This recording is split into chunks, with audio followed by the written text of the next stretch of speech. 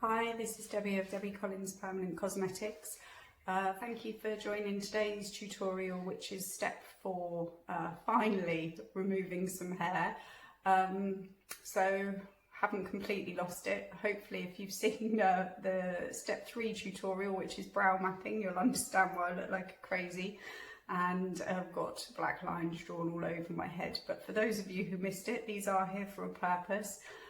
These are here to provide a template for me to know where to shape my brows outside of these boundaries.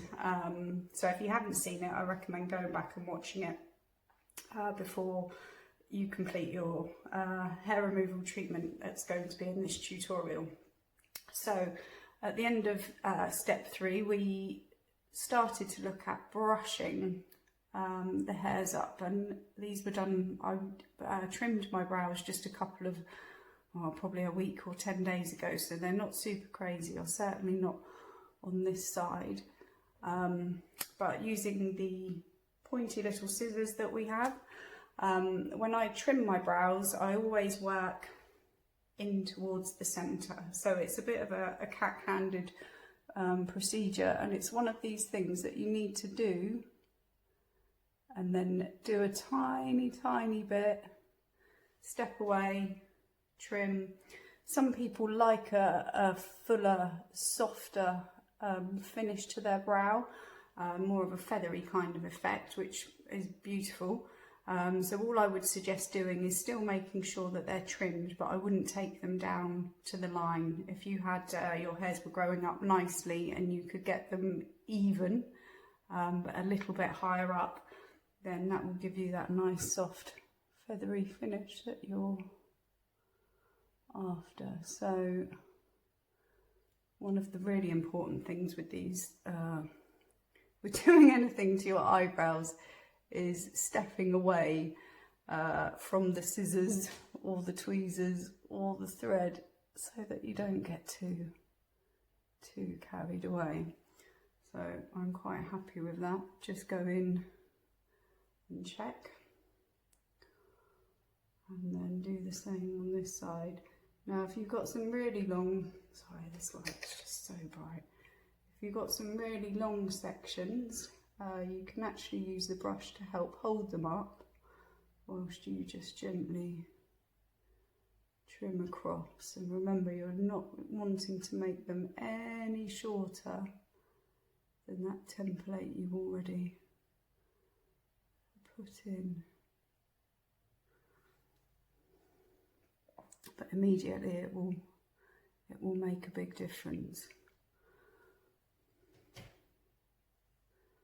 to how tidy your brows are. So trim nicely, step away, reevaluate. So the 2 forms of hair removal that we are going to use are threading and tweezing. So first of all, we're going to do the thread. Thread is a really great gentle hair removal technique. It is theoretically kinder to the skin than waxing, although the waxes these days are so super advanced. They're really kind and gentle to the skin anyway. But threading's been around since pretty much the beginning of time. Sorry, I'm just struggling to knock my thread here. So you'll have seen that in the step 2 video, where we start looking at the threading technique. Obviously, if you can teach somebody else in your family to thread, that would be great, but nobody seems very willing in my household, which is, well, rude, frankly. So we've got a small loop of thread here.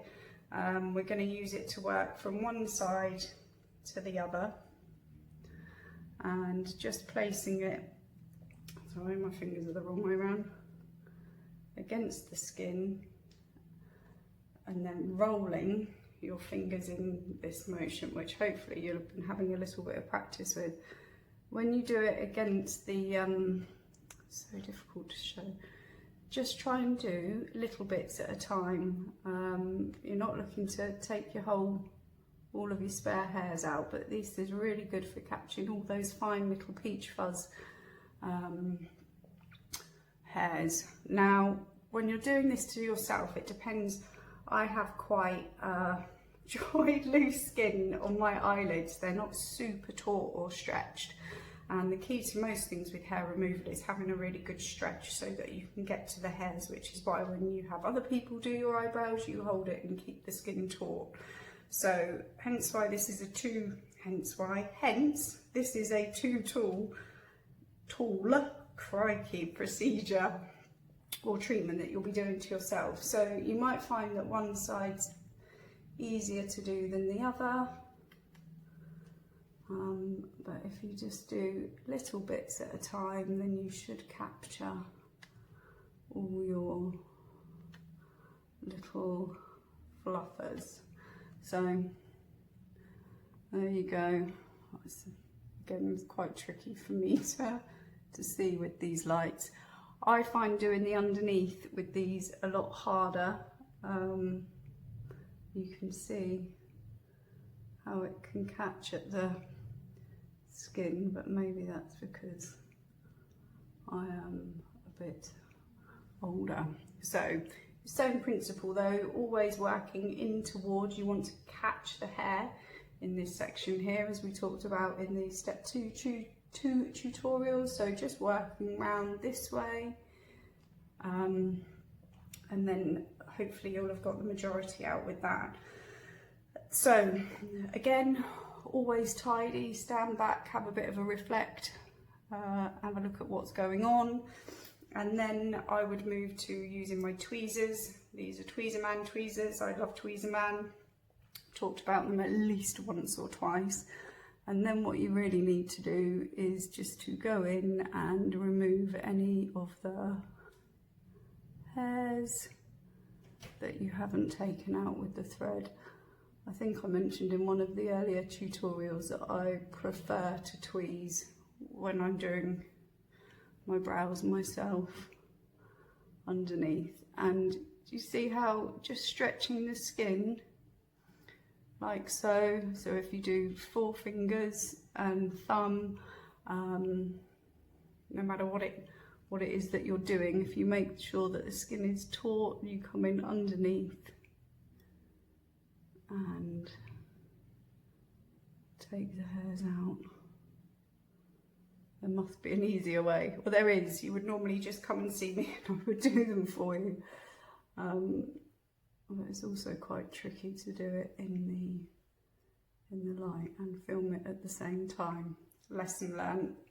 Don't offer to do tutorials on brow shaping. So again, just stop, take a moment. There's nothing worse than getting too excited about taking your brows out when you didn't mean to. Obviously I can put them back in, I can tattoo them back in for you, but you probably don't have that set up at home. So once you're done, you can... Hi, this is Debbie of Debbie Collins Permanent Cosmetics, and I have been recording some brow shaping tutorials, facial thread removal tutorial, and thought that I've just realised that I've only told you there's 4 steps when really there's 5 steps. How exciting! And it's probably the most crucial one of all of them. So step 5 in the brow mapping, the brow shaping tutorial is aftercare. Gosh, super important. So once you have removed any hair from your face, obviously you'll have started with cleansed skin. You have opened up the pores by removing the hair, so you really need to be makeup free for 24 hours ideally afterwards. This allows everything to settle back down within the skin. It means that you're not introducing any bacteria to the skin that could cause you any outbreaks, and really just gives your skin time to have a gentle recovery. So, God, most important thing, and I forgot it, but there we go. So any questions on aftercare, brow shaping, facial hair removal, do get in touch, and thanks for watching.